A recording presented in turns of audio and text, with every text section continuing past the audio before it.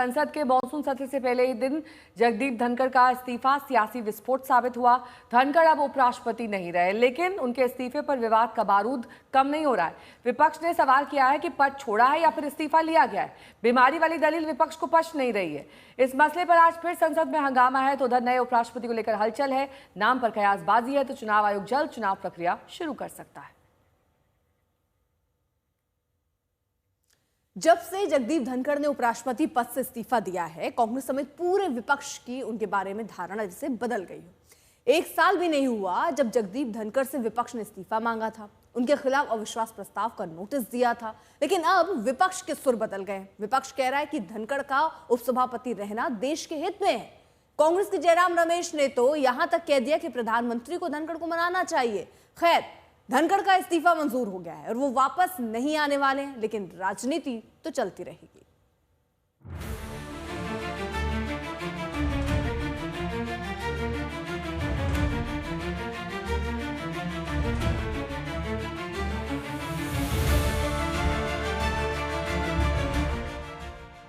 एक फैसला हुआ और सारे अफसाने बदल गए। कल तक जगदीप धनखड़ को पक्षपाती बताने वाला, सदन चलाने के उनके तरीके पर सवाल उठाने वाला विपक्ष अब सहानुभूति भरी बातें कर रहा है। याद कीजिए, राज्यसभा के वो कुछ मौके धनखड़ और विपक्ष के बीच तीखी तनातनी हुई थी। You may be anybody, you may be a celebrity, you have to understand the decorum. No, nothing doing. पूरे दिन 24 घंटे आपका यही काम है और मानकर चलिए, किसान का बेटा हूँ, कमजोरी नहीं दिखाऊंगा। जब भी चेयर पर धनखड़ होते, राज्यसभा में तीखी बहस के ऐसे मौके अक्सर आते रहते।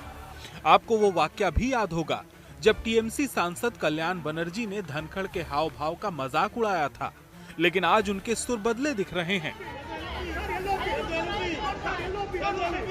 I pray before the God that he should remain well, whether he remain as vice president or not, he should remain well. God should bless him.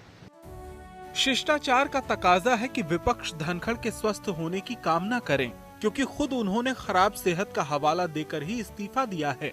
लेकिन बात सिर्फ आज की नहीं है। विपक्ष और धनखड़ के रिश्ते कभी बेहतर नहीं रहे। 10 दिसंबर 2024 को विपक्ष ने धनखड़ के खिलाफ अविश्वास प्रस्ताव का नोटिस दिया था। राज्यसभा में 60 सांसदों ने धनखड़ पर पक्षपातपूर्ण रवैये का आरोप लगाया था।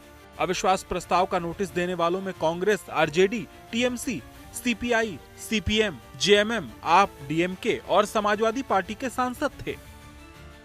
दिलचस्प बात यह है कि तब अविश्वास प्रस्ताव का नोटिस जयराम रमेश ने दिया था। तब जयराम रमेश ने धनखड़ पर पक्षपातपूर्ण तरीके से सदन चलाने का आरोप लगाया था। अब वही जयराम धनखड़ से इस्तीफा वापस लेने का आग्रह करते दिख रहे हैं। तब जयराम ने राज्यसभा सचिवालय से धनखड़ को सभापति पद से हटाने को कहा था। अब वही जयराम धनखड़ के पद पर बने रहने को देशहित और किसान हित में बता रहे हैं।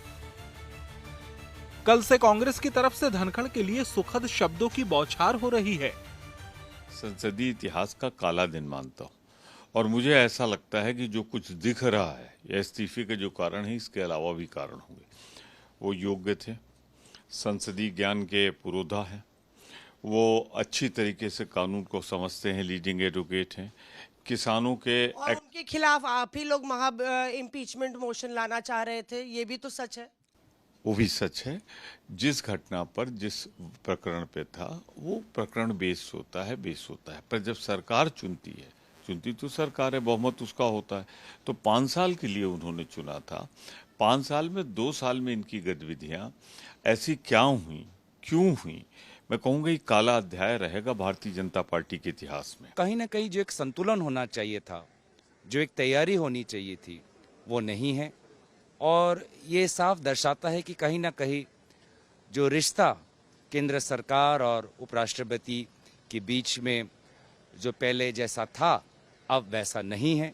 और इसीलिए जहां हम उपराष्ट्रपति के अच्छे स्वास्थ्य की कामना करते हैं, वहीं हम केंद्र सरकार से स्पष्टीकरण मांगते हैं कि क्या उनको पहले सूचना थी कि उपराष्ट्रपति अपने स्वास्थ्य के कारण इस्तीफा देने वाले थे।